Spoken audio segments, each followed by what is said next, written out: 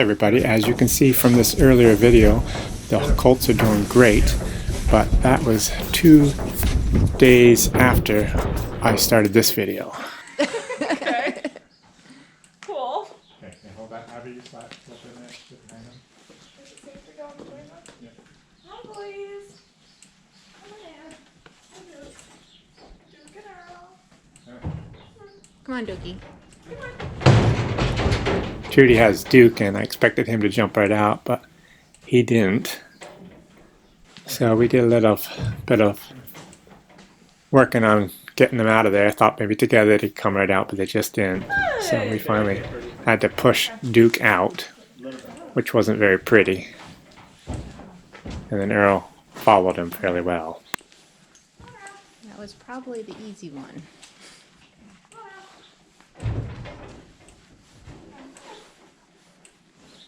There we go. Come on, Earl.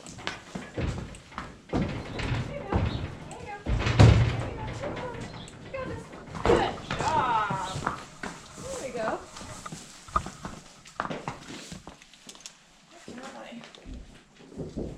Welcome to the horse barn. Go right in the... Of course, this is all new to them, the new barn and the horses down there. I didn't have the blacks in this morning. Fortunately, they were outside. So that's one less thing we have to worry about. But they did pretty good. They finally walked right in.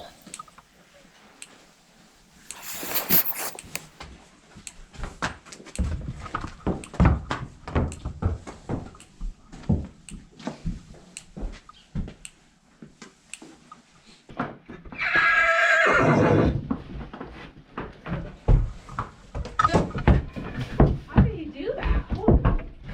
What He happened? kicked forward at me.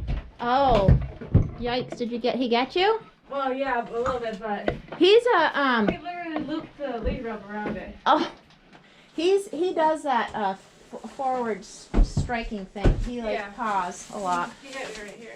Oh, It's okay. what do you think, guys?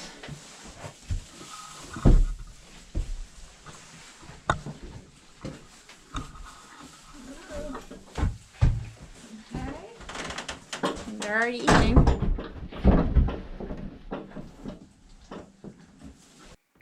So they're all tied up in their new barn.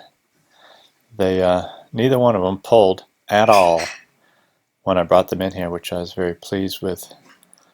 That time I spent in the trailer with them seemed to be quite beneficial. Duke is a serious pawer. He likes to throw them front feet around, which I'm sure we're going to have to deal with, but although he may just get over it. Some of these things that the colts do, they just have these habits for a while, and then they just grow out of it quick like. So I'm not going to worry too much about it yet. Is Earl really younger than Duke? He's a lot smaller. No, Duke. Earl's older. That's what I meant. Is he really older? Because he's a lot smaller. Yeah, he is, and he's a lot narrower too. So in the afternoon, we let the colts out in the barnyard for a little while. They got to go up and visit with Buck and Ken. Everything went well with that. I'm so glad I could get them out into the barnyard. They've been in that trailer for several days now, and I'm not really ready to let them spend hours in the barn, of course. They will go outside every day from now on, probably. But tonight will be their first night to be left in the barn tied, so I'm hoping that will go well for them. So now it's time to bring them into the barn. This will be their first night in their stalls. I open the door and they're right there ready to come in. I put the halters on them. And Duke walks right on in. I was very pleased with that. Of course, he had to go over and inspect the camera out. Decided he'd like to knock that one over. So he did. So I grabbed Earl after they drank and attempted to bring him in his stall, and he didn't really want to go. So I went and got the longer lead rope and decided maybe he wants some more water. So I took him over, and sure enough, he was still thirsty. So I grabbed Duke and led him in the barn, while Earl had to have his bout with the camera.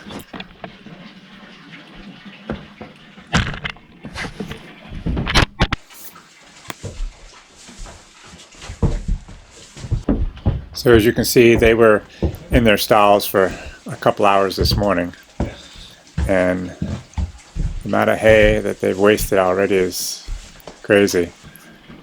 I'm not going to allow this to go on very long, especially with Duke and his pawing habits.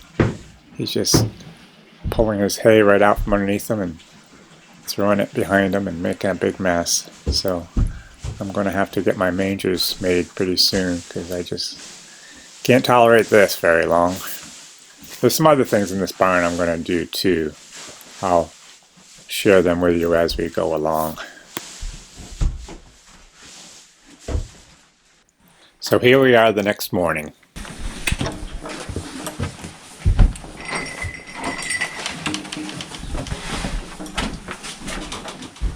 Yeah. Duke. Come on. Come on.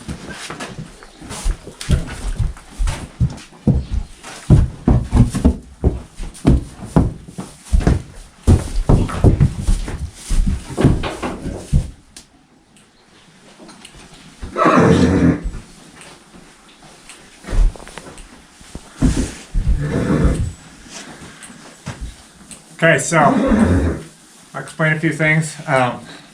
So the colts are doing great in their stalls. I am starting to lead them out one at a time for water, which teaches them to lead for one, but also teaches them to be separated from each other, which is a good thing. That's one beauty about having stalls like I have. They need to be watered, and I could leave water in their stalls, but I don't want to do that because I want to handle them and lead them back and forth with the water. So that's what I'm doing. As you can see, we got all 4 horses harnessed up this morning. Justin came down this morning, got them all harnessed up for me. It's one of them cold spring mornings or late winter mornings, so I've got to get a couple things done, and I've got to, I'm just going to spread one load of manure with the blacks and haul some logs, firewood home from the lower farm with the Belgians. So that's what our plan is for today. So anyways, you can see how these colts are doing. So Justin was willing to hang around a little bit longer today and help me lead the colts around the driveway. This is their first trip around the driveway loop. I like to take them around here so I can walk them on the blacktop, and it's just a good spot to lead horses.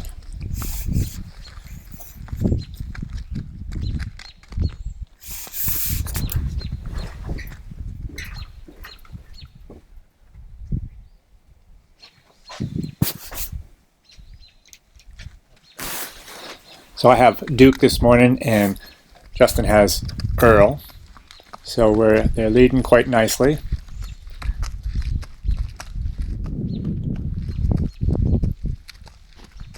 At this point here, I want Justin to lead with Earl, so I have him go ahead of me. It's good to have one be the leader and one be the follower, and then swap them around.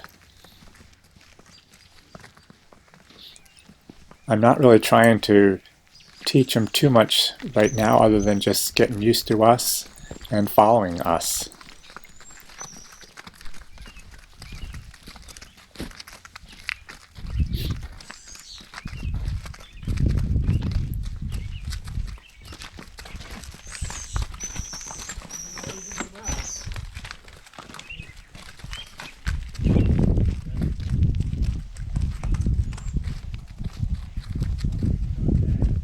I'm very impressed so far with this breed and how easy they are to train.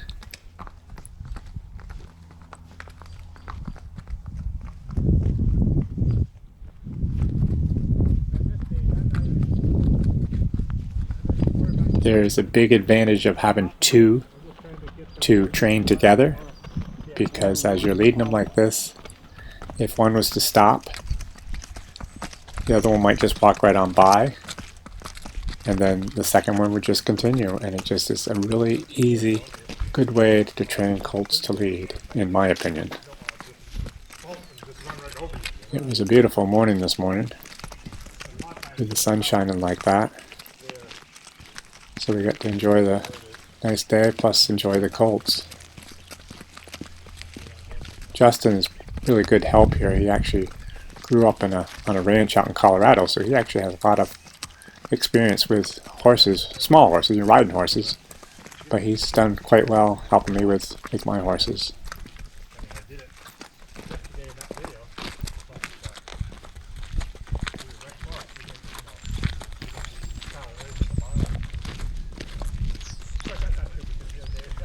So we'll put them back into the barn. Actually, they'll go out into the barnyard now, and then they'll spend the day out there, and then I will get the blacks out and spread a load of manure.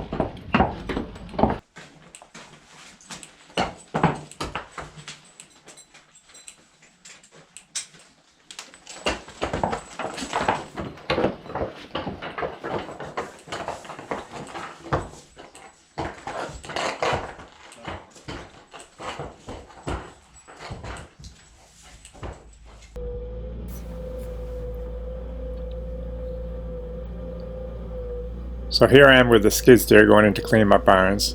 So this is how I clean my barns all the time, and that is the reason why the horses need to be used to skid steers and not be scared of them. The colts are in the other pen, of course. It wouldn't bother them so much anyways, but as you saw in an earlier video, me letting them get used to the skid steer, it didn't take much to get them used to it. The other horses here, I go by quite close to them as I'm cleaning the barn. And it's amazing. It really doesn't take that long for a horse to get used to this. I have 4 here that are in the barns, and of all 4 of them, the only one that really bothers sometimes is Ken. And if he hasn't been worked and I'm giving him too much grain maybe, he's kind of hyper when I go through with the skid steer for some reason. But generally he's just fine.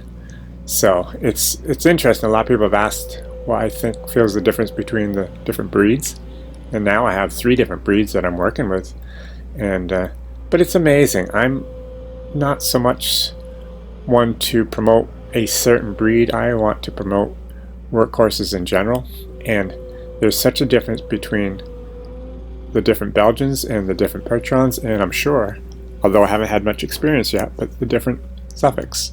So I don't know what to say as far as that goes. We'll just have to wait and see. I'll see how these Suffocks go, and we'll get a better idea. Maybe in time I will tell you which breed I do like the most.